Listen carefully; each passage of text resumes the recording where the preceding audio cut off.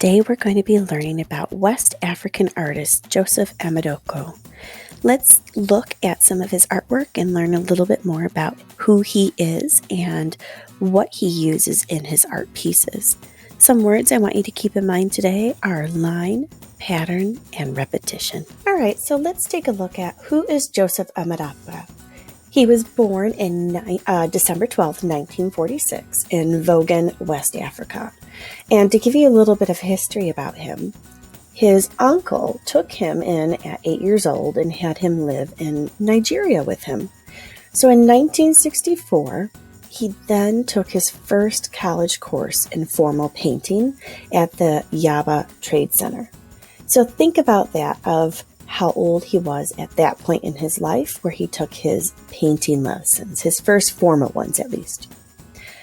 He did various jobs until 1984.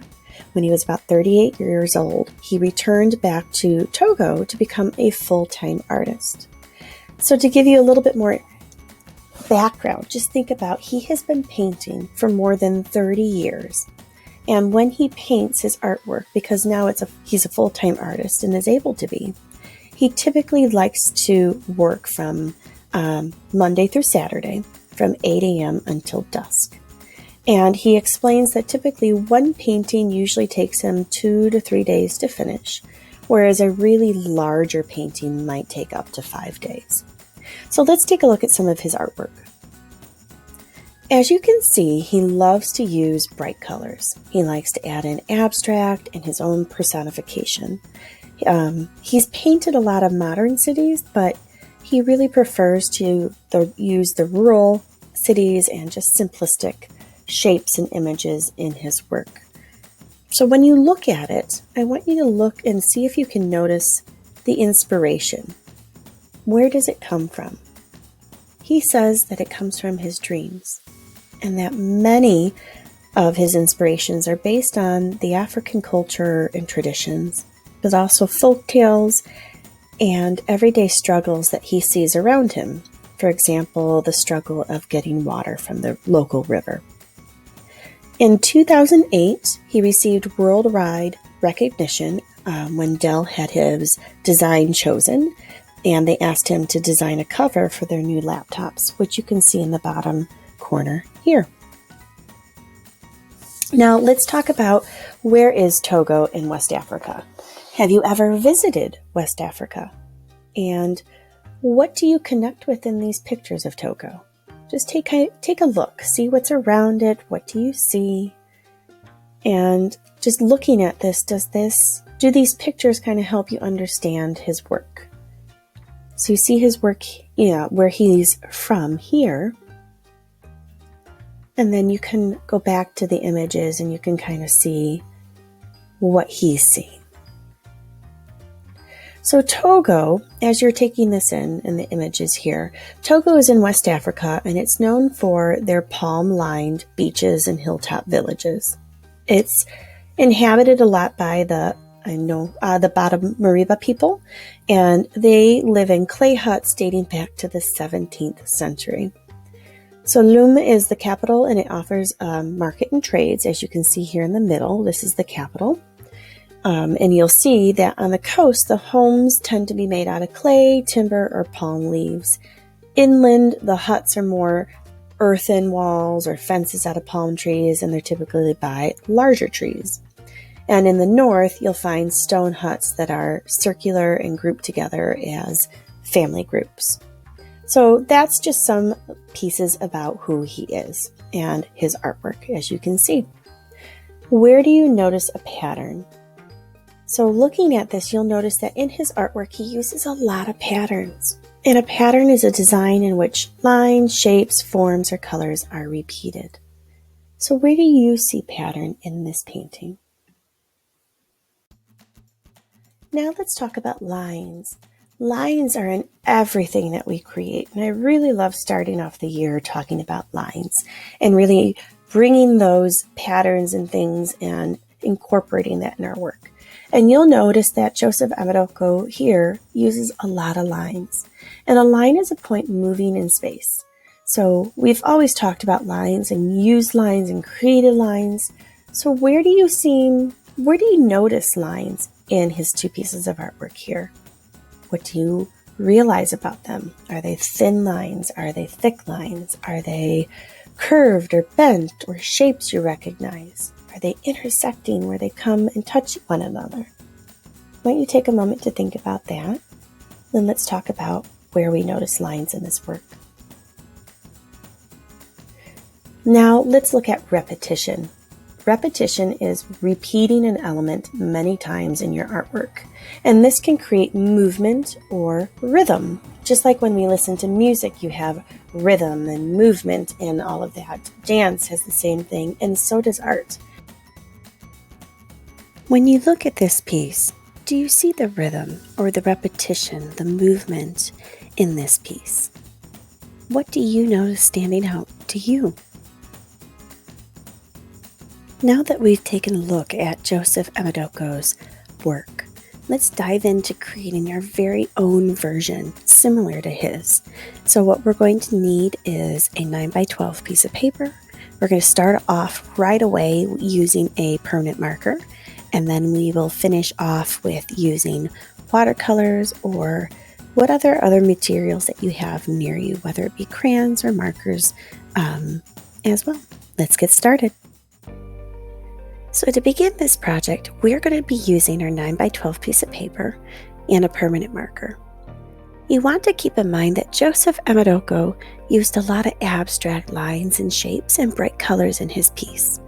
So what I want you to do is we're going to draw 2 to 3 large shapes, any choice that you want on your paper and anywhere on your paper. So take a moment now to add 2 large shapes, any shapes, to your paper.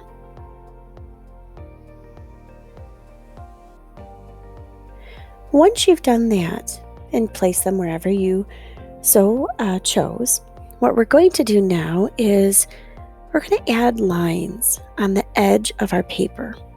And think about, do you want to use curved lines, straight lines, or bent lines? Doesn't matter as long as you use it on the edge or end of a different side of your paper.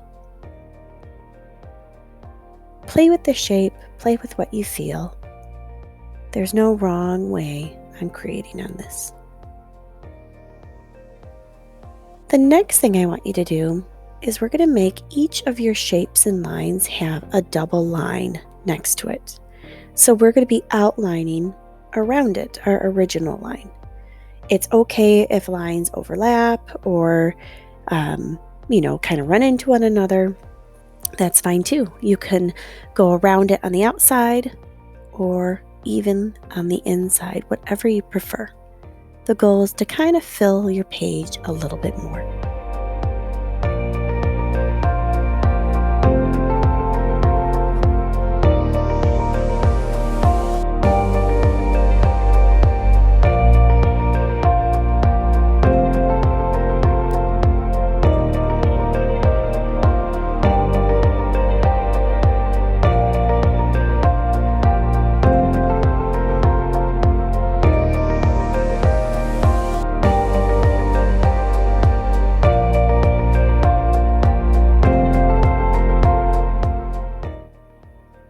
Now, what I want you to try doing is breaking up the space a little bit.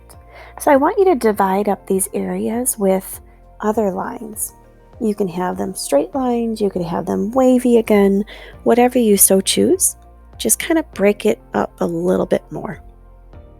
You'll notice I'm just doing some straight ones, and then here I'm adding in some unusual shapes.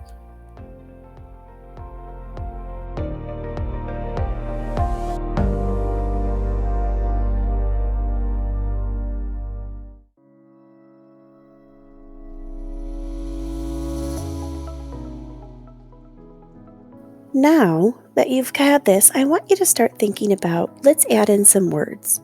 You could add in your name, you could add in your favorite pets, you could add in your favorite singers, something that it's up to you, whatever you're feeling like. So for me, I'm going to do some inspirational words that mean something to me. You can go in and create and write whatever words that are inspiring you at this moment, or words that you want to tell yourself each day, or something that, is just a song lyrics that are in your head. Just add in a couple words here or there on your paper. Like I said, it could be your first and last name if you would like to do that too.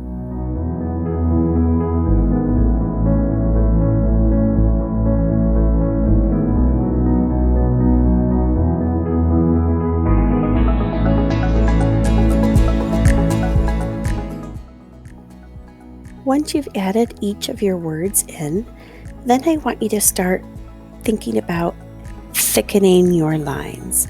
You want to make some of your words bold, so go over them a little bit more, a few more times, as well as your 5 shapes or lines, with your black marker. Make them stand out and just be thicker. It's going to give some extra details and emphasis to your piece.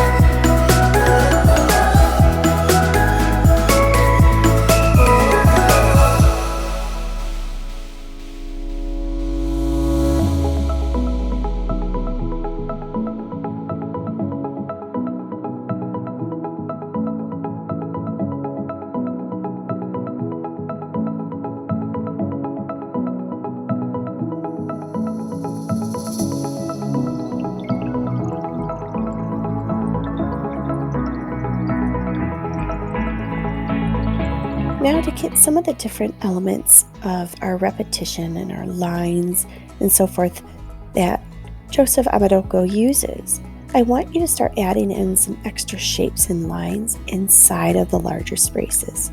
This is going to help break them up.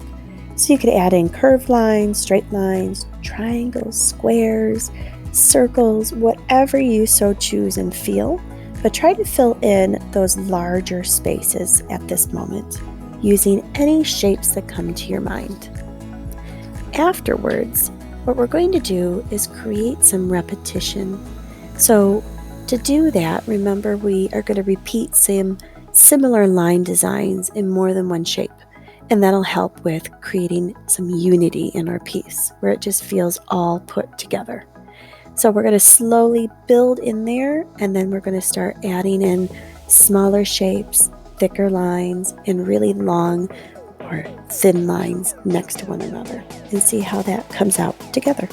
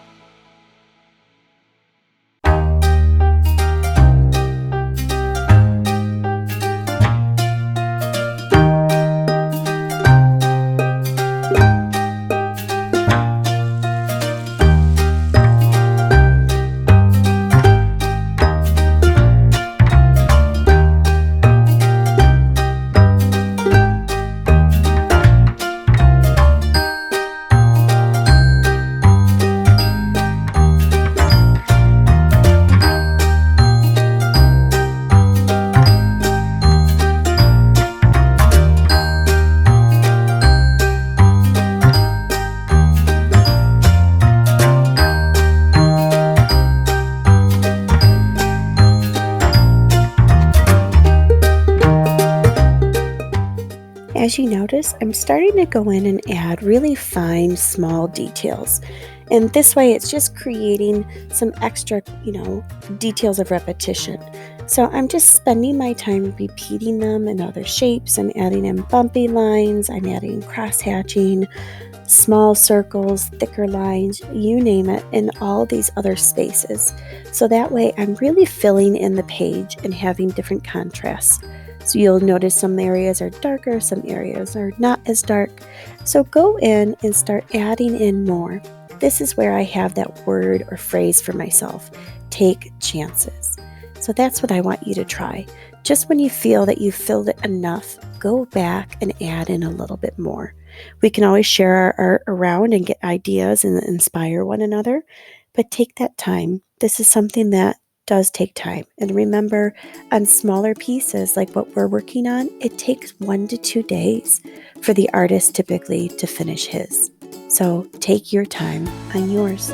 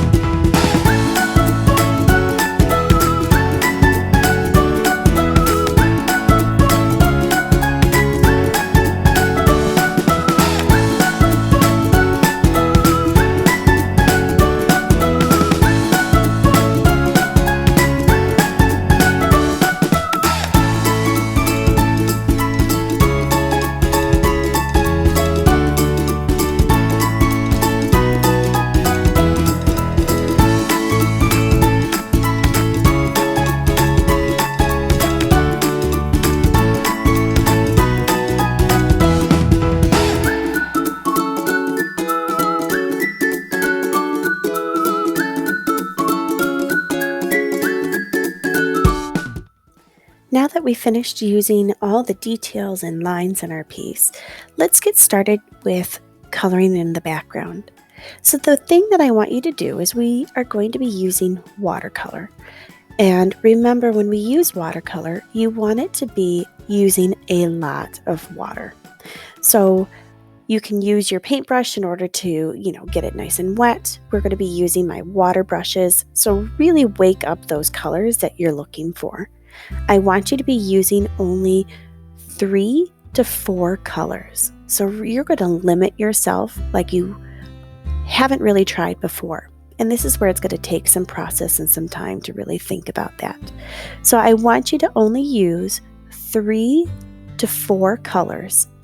And if you ever need to fill the water bottle or it sucks up any of the dirty water that you might be using, just twist off the cap like you saw I do, and then fill it back up. You can always add water to your paper to make it nice and wet, but whenever you're grabbing, you're always just dipping the brush in a puddle of water. If you're grabbing paint or the paint is not moving, add water. But it should never look like normal paint. It should just be wet water that you're touching and putting on your paper. If you ever add too much, use your paper towel or a tissue nearby and just dab it off the paper. So as you're going through, you can do the process of one color over and over and over again on different parts of your paper, or you can move around and just see how it's balancing as you're working it through.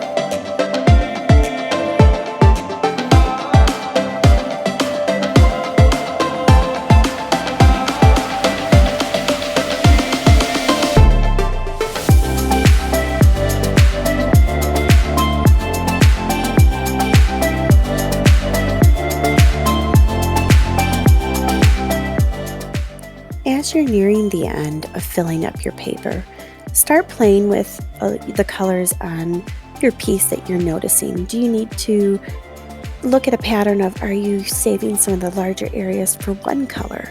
Have you balanced it enough? Does it look like you need to add in another color a little bit more? So remember, you're staying within those 3 to 4 colors, but you're really creating a unity, a sense of it all working and blending together.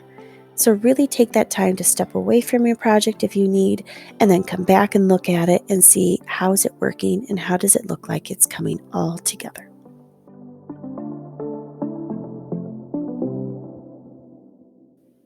Once you're done, take a picture and go to Google Classroom to post it on Artsonia.